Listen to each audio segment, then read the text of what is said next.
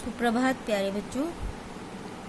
आज हम कक्षा 9 की शेमुशी पाठ्य पुस्तक से पाठ 2 स्वर्ण काकः पढ़ने जा रहे हैं।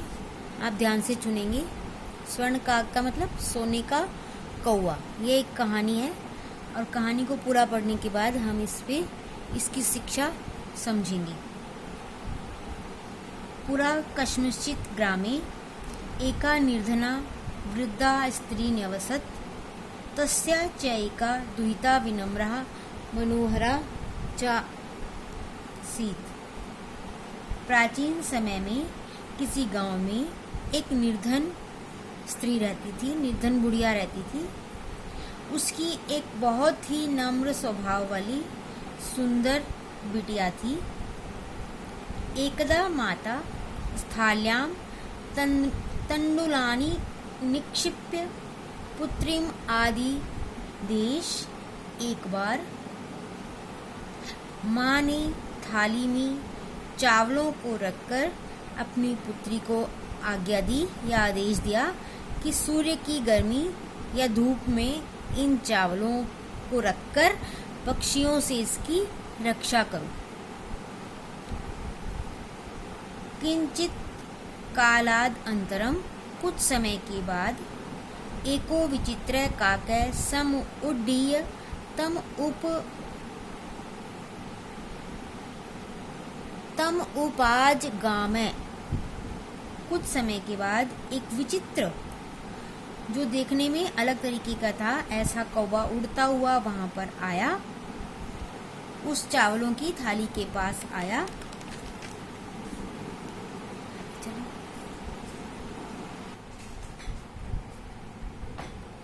न एतादृश स्वर्ण पक्षो रजत चंचु स्वर्ण काक तया पूर्वम दृष्टे। उसने ऐसा कौवा पहले कभी नहीं देखा था। उसके पंख सोने के और चांदी की उसकी चोंच थी। तम तंडुलान खादंत हसंत च विलोक्य बालिका रोदितुम आरब्ध। उसको चावल खाते हुए देख कर हंसते हुए वह लड़की रोना शुरू कर दिया। हंसते हुए उस लड़की ने रोना शुरू कर दिया। हंसी वो इसलिए क्योंकि उसने ऐसा विचित्र कौवा पहले कहीं कभी नहीं देखा था। और जैसे ही उसने चावल खाने शुरू किए तो वो लड़की रोने लगी। मदीया माता अतीव निर्धना वर्तते। उसने चावल खाते हुए उसको रोका और कहा कि मेरी माता बहुत ही निर्धन है। स्वर्ण पक्ष काकः प्रउवाच। सोने के पंख वाला कौवा बोला, माँ शुच, तुम चिंता मत करो। सूर्योदयात् प्राग ग्रामाद् बहिः पीपल वृक्षमनु त्वया गंतव्यम। सूर्योदय से पहले गांव के बाहर पीपल के वृक्ष के पास तुम आ जाना। अहम तुभ्यं तंडुलम मूल्यम दास्यामि। मैं तुम्हें चावल का मूल्य दे दूंगा। प्रहर्षिता बालिका निद्राम अपि न लेभ। प्रसन्न होकर वह बालिका घर चली गई और उसे रात्रि में नींद भी नहीं आई। सूर्योदयात् पूर्वम एव सा तत्र उपस्थिता। सूर्योदय से पहले ही वो वहां पर उपस्थित हो गई। वृक्षस्य उपरि विलोक्य सा च आश्चर्यम चकिता संजाता। वृक्ष के ऊपर उसने देखा तो वह आश्चर्यचकित हो गई कि वहां सोने का एक महल है। यदा काकः शयित्वा प्रबुद्धः तदा तेन स्वर्ण गवाक्ष कथितम हहु बाले। जब कौवा सोकर उठा तो उसने सोने की खिड़की से झांककर कहा, अरे बालिका, तुम आ गई। ठहरो, मैं तुम्हारे लिए सीढ़ी उतारता हूँ। त्वम आगता तिष्ठ, तुम आ गई, रुको, मैं तुम्हारे लिए सोपानम अवतरयामि, एक सीढ़ी नीचे उतारता हूँ। तत्कथय स्वर्णमयम रजतम मुक्तम रजतमयम मुदम ताम्रमयम वा। उसने कहा कि मैं तुम्हारे लिए सीढ़ी नीचे उतारता हूँ, तुम बताओ सोने की सीढ़ी से ऊपर आओगी या चांदी की या तांबे की?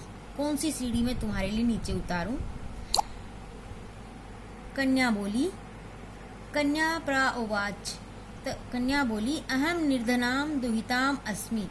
मैं बहुत निर्धन गरीब माँ की बेटी हूँ।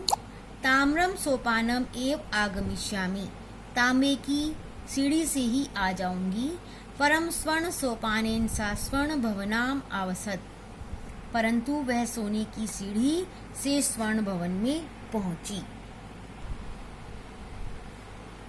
चिरकालम भवने चित्र विचित्र वस्तुनि सज्जितानि दृष्ट्वा सा विस्मयम गता। बहुत देर तक भवन में अनोखी चीजों को देखकर, सजा हुआ देखकर वह हैरान हो गई।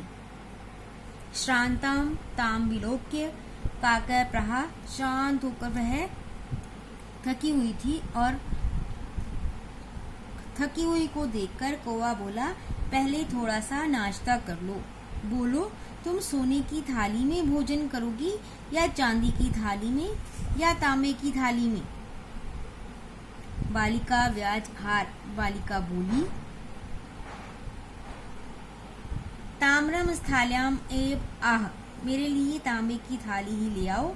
निर्धना भोजनम करयास्यामि। यह तांबे की थाली में ही यह निर्धन भोजन करेगी। यदा तदा सा कन्या आश्चर्यचकिता संजाता।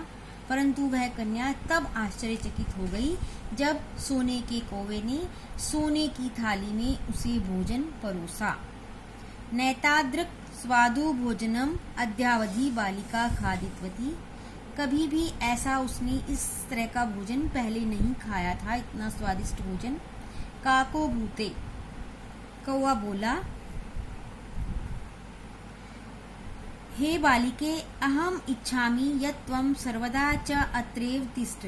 मैं चाहता हूँ कि तुम हमेशा यहीं रहो। परम तव माता वर्तते च एकाकिनी। परंतु तुम्हारी माता अकेली हो जाएगी।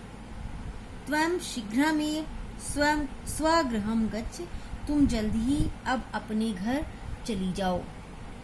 बच्चों, यहाँ तक कहानी मैं आपको बता रही हूँ।